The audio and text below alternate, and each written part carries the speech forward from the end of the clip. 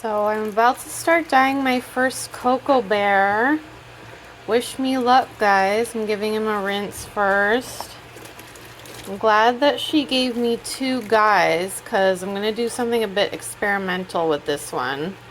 And we don't know how it's going to turn out. Here he goes.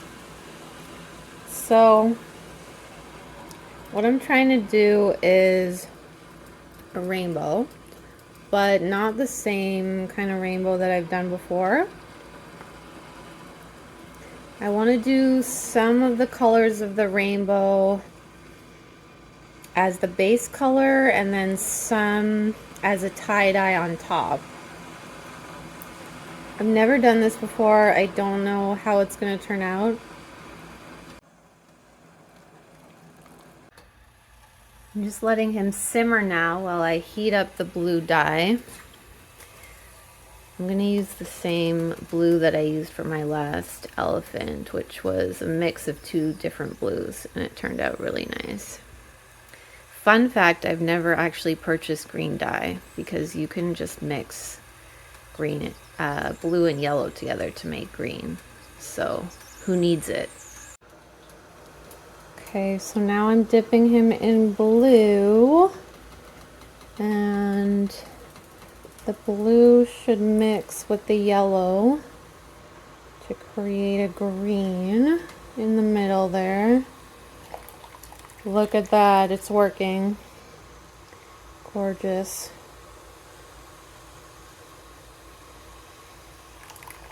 I find that with old dye, there's these like little pieces that come out of it.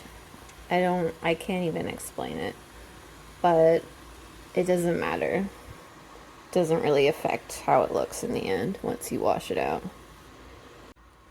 I had to bring my Dollarama towel out because my floor always ends up absolutely soaked when I'm doing this. I am not in any way a tie-dye expert.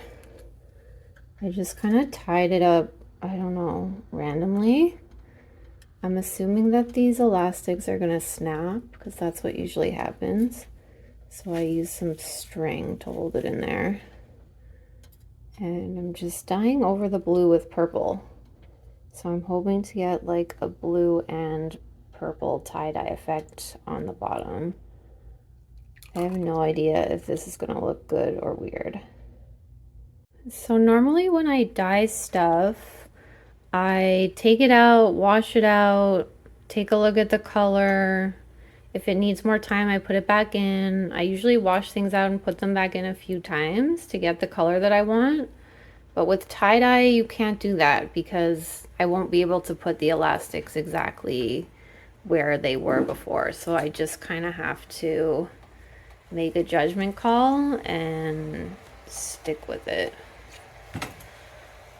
I'm also trying not to get any of the purple on the green because that's not going to look good.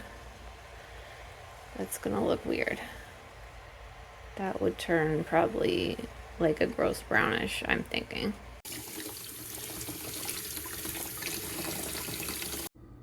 I think my wacky idea is actually working. I think that looks good.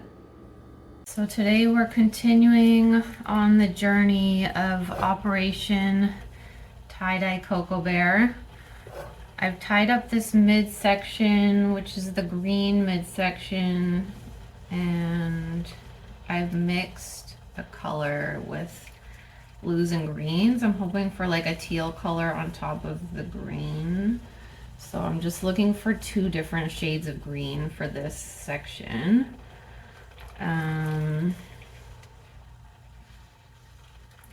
It's kind of awkward doing just the midsection, trying to get just a part of it in the pot. But the cool thing about these skins is that it makes it possible to bend it in these directions. You can't really do this or do tie-dye with a stuffed plushie. Okay, that's what we've got. It sort of worked in some areas, but It didn't really take evenly. So I'm just manually going in and dipping certain spots in right now to create the tie-dye effect that I was looking for. I've gone in and darkened some areas, so I think it's looking a little better now. It's time for the grand finale, the face. Oh wow, just turned orange. So I mixed pink and red in here. I guess I used a bit too much dye because it turned bright red so fast, but I really like the pattern. So I'm tying up and individually dipping a bunch of spots on the face in the front and back to get more patterns on the face. I'm dipping the tail in the red.